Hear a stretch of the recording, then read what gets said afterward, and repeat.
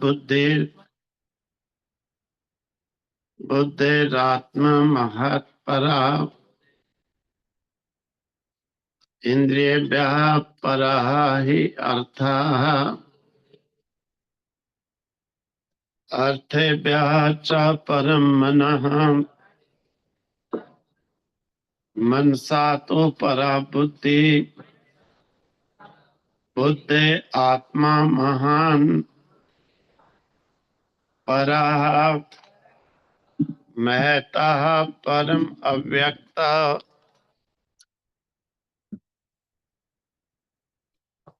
अव्यक्ता तत्पुरुषः परः पुरुषान्न परम किंचित सा काष्ठा सा परा गति महतः परम अव्यक्तम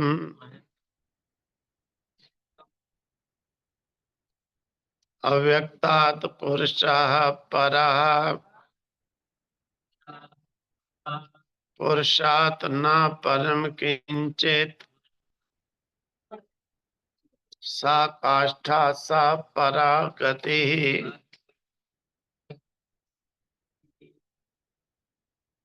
ऐसा सर्वेषु भूतेषु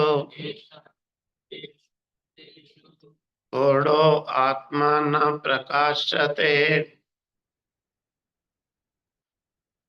दृश्यते त्वप्रचया बुद्धया सूक्ष्मया सूक्ष्मदर्शिभिः ऐसा सर्वेषु भूतेषु गूढ़ो आत्मा न प्रकाश्यते दृश्यते तो अप्रयया तीव्रः बुद्धया सूक्ष्मया सूक्ष्मदर्शिभिः। कहते हैं इंद्रियेभ्यः परः हि अर्थः इंद्रियों से पर दूर श्रेष्ठ सूक्ष्म उनके अर्थ हैं यानी विषय अर्थेभ्यः च परम मना और उनसे भी श्रेष्ठ सूक्ष्म श्रेष्ठ मतलब सूक्ष्म यहाँ पर श्रेष्ठ कहने का अभिप्राय ये है सूक्ष्म से क्योंकि जो जितना सूक्ष्म होता है उतना ही श्रेष्ठ होता है। जैसे भगवान के स्थूल जो रूप हैं उनकी अपेक्षा उनके सूक्ष्म जो रूप हैं वो श्रेष्ठ है और उनसे भी और अधिक श्रेष्ठ जो केवल अनुमान अनुभव के द्वारा जाने जा सकते हैं वो और श्रेष्ठ हैं। इसी प्रकार से उनसे श्रेष्ठ मन मनना मनसा तो परा बुद्धि मन जो है उससे भी श्रेष्ठ बुद्धि यानी मन से भी बुद्धि और सूक्ष्म है।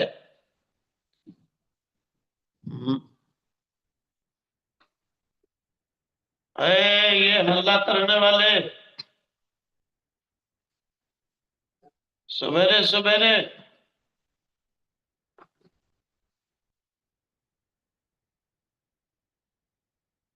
यहाँ भी नहीं करो घर में भी सवेरे सवेरे नहीं हल्ला करा करो। मन सा मन का काम है संकल्प विकल्प करना। संकल्प विकल्प बहुत होने के कारण उन्हें स्थूल संज्ञा दी गई है कि उससे भी और सूक्ष्म जो है बुद्धि के द्वारा जो डिसीजन है वो बहुत नहीं होते हैं।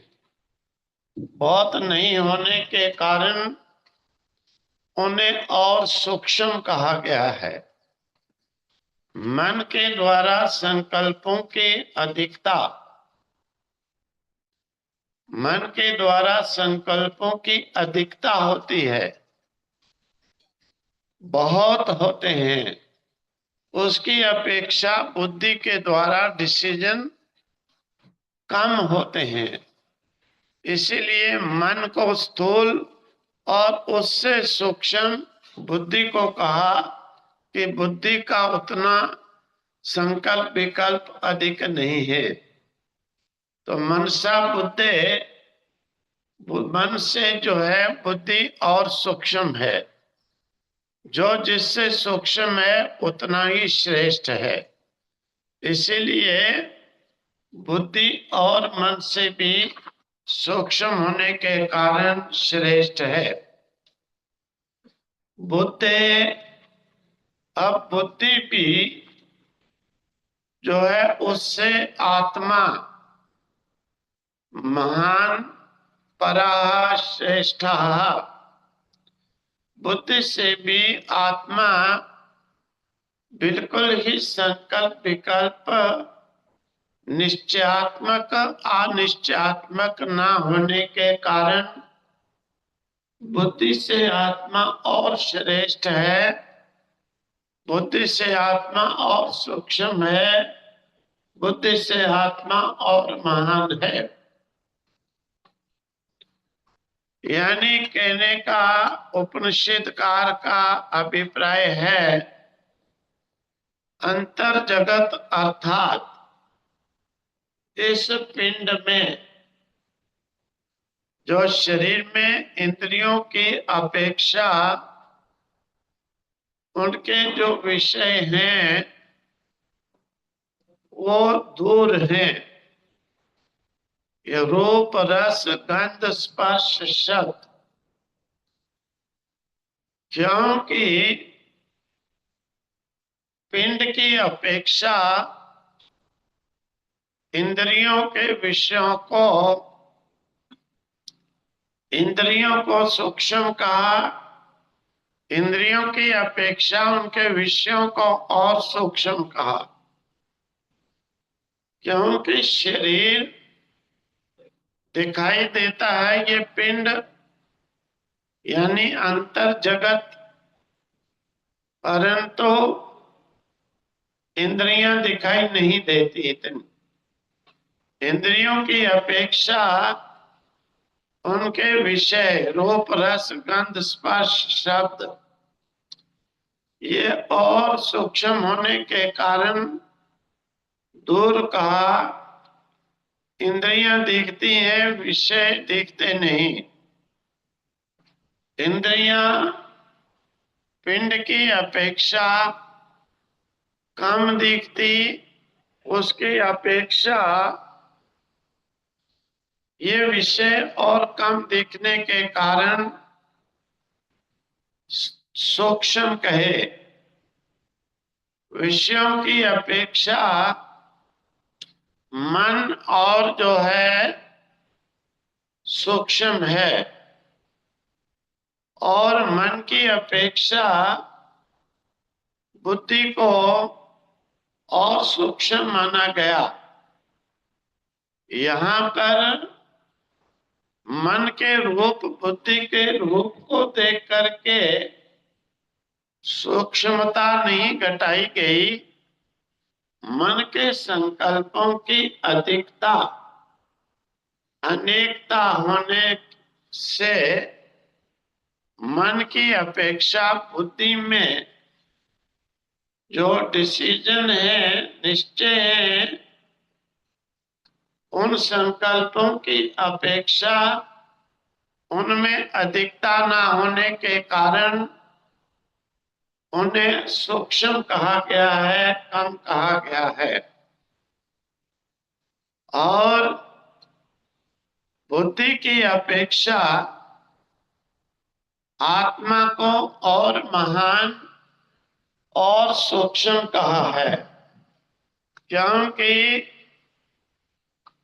बुद्धि में भी विपर्य है, निश्चय भी है, अनिश्चय भी है।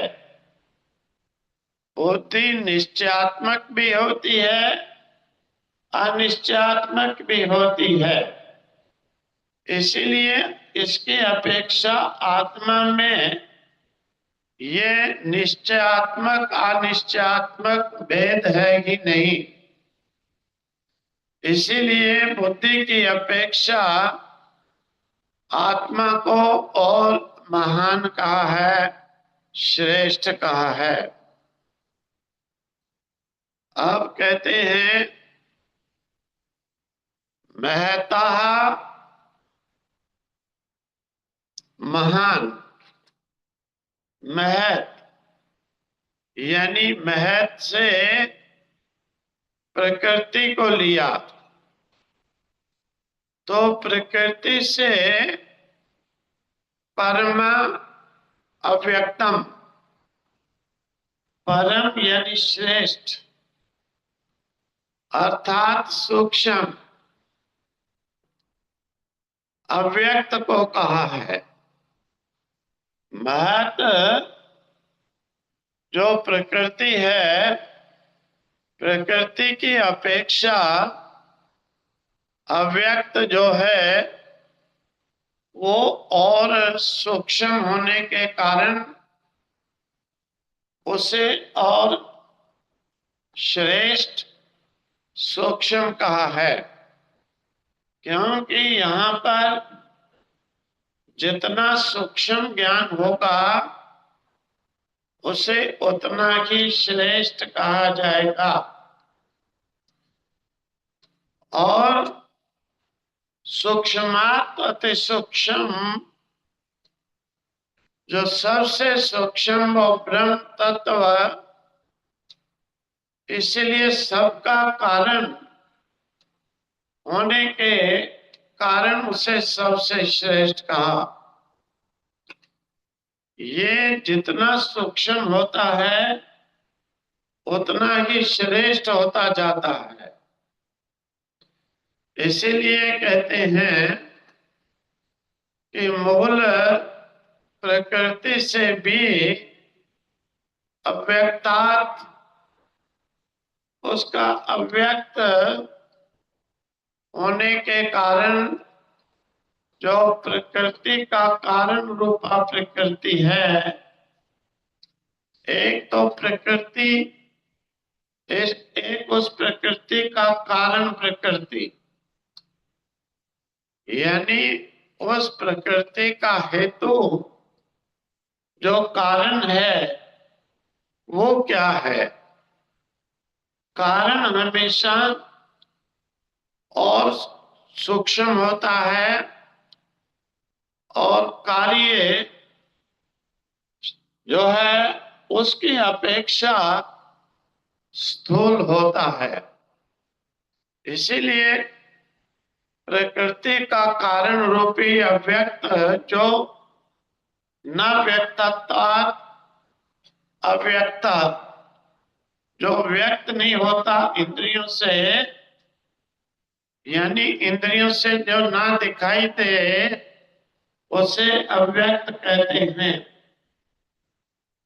ये मूल प्रकृति, जो प्रकृति है, जो कार्य है, वो तो नेत्रों से दिखाई देता है, परंतु उसका जो कारण है वो उससे सूक्ष्म होने के कारण वो उससे और श्रेष्ठ अव्यक्त कहा कि इंद्रियों से व्यक्त नहीं होता है। अब जो इंद्रियों से व्यक्त नहीं होता, मूल जो प्रकृति है, जो कि मुख्य प्रकृति का भी कारण है, उसकी अपेक्षा परम पुरुषा परहा, जो पुरुष है वो उसकी अपेक्षा और श्रेष्ठ है। पुरुष से यहाँ पर कि मनुष्य के शरीर को नहीं लिया गया। पुरा शयनात् इति पुरुषाः, इस शरीर रूपी पुर में शयन करने वाले को, वास करने वाले को पुरुष कहा है। यानी पुरुष से परमात्मा को लिया गया है कि शरीर रूपी पुर में जो शयन करता है। और पुरुषार्थ उस पुरुष से यानी आत्मा से न परम किंचित, और कोई भी चीज किंचित भी आगे नहीं है। यानी उस पूर्व में शयन करने वाले पुरुष से, परमात्मा से और कोई भी श्रेष्ठ नहीं है। और सा, वह जो पुरुष है जो सबसे श्रेष्ठ परमात्मा है, जो इस शरीर रूपी पुर में शयन करने वाला है, रहने वाला है, उस परमात्मा से काष्ठा सा परागति, काष्ठा यानी उसकी जो हद सीमा, सा परागति वह ही अंतिम परागति है, लक्ष्य है, वही प्राप्त करने के योग्य महान स्थान है, महान पद है। इस प्रकार से यहाँ उपनिषदकार का कहना है कि बाह्य जो जगत है इसके दो रूप हैं। यानी बाह्य जगत से केवल अल्पदेशीय नहीं, पूरे ब्रह्मांड को ही लिया गया। इसके दो रूप कौन है? एक जो है, जो व्यक्त है, दिखाई देता है। दूसरा अव्यक्त है, जो दिखाई नहीं देता है। यानी एक दृश्य है, एक अदृश्य है। जैसे मनुष्यों के शरीर आदि तो दृश्य हैं, परंतु देव आदि जो है वो शरीरी न होने के कारण, अशरीरी होने के कारण अदृश्य है। इस प्रकार से दृश्य और अदृश्य, व्यक्त और अव्यक्त, ये ब्रह्मांड के दो रूप हैं। अर्थात इन्हें महत, महान कहते हैं, अर्थात इन्हें विकृत कहते हैं। क्योंकि जो दृश्य है वो ढेर सा दिखाई देता है और उसमें विकृति भी है। जो दिखाई देता है उसमें विकृति भी है, बदलाव भी है। परंतु जो अदृश्य है, जो व्यक्त नहीं होने वाला है, उसमें विकार नहीं है, बदलाव नहीं है। जिसमें सत्व रज तम अलग अलग न होकर साम्य अवस्था है, इसीलिए उसे अव्यक्त प्रकृति कहते हैं। और व्यक्त में ये गुण अलग अलग साम्य नहीं है। अब बाह्य जगत के व्यक्त महत विकृति की अपेक्षा अव्यक्त प्रकृति, अव्यक्त यानी जो सूक्ष्म, जो व्यक्त नहीं होता, उसकी अपेक्षा पुरुषा परमात्मा पराहा, वो परमात्मा रूपी पुरुष और भी परे है। पुरुष से परे और कुछ भी नहीं है। पुरुष अंतिम सीमा है, अंतिम हद है।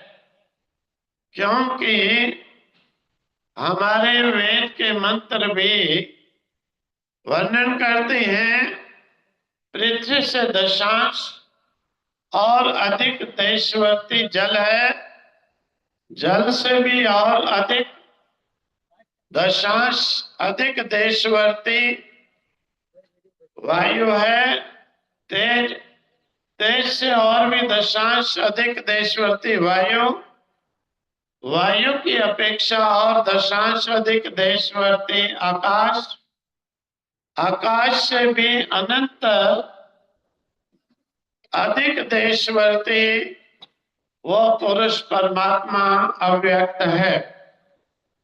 और उससे परे, क्योंकि वो इस ब्रह्मांड में पूर्ण है, इसलिए उससे परे, उससे अधिक और कोई भी नहीं है।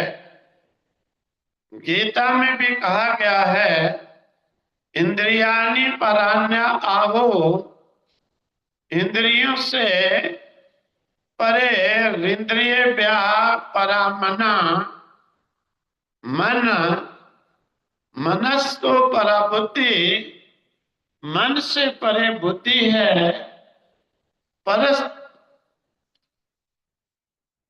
बुद्धि परस्तस्तु सा, बुद्धि से भी परे सा वो पुरुष परमात्मा है। इसीलिए परमात्मा की श्रेष्ठता सारे ब्रह्मांड में सबसे अधिक कही गई है। इसीलिए सबसे श्रेष्ठ होने के कारण सबको छोड़कर पुरुष परमात्मा के प्रति श्रद्धा, जिज्ञासा, प्रेम, भक्ति करनी चाहिए। ओम तत्सत।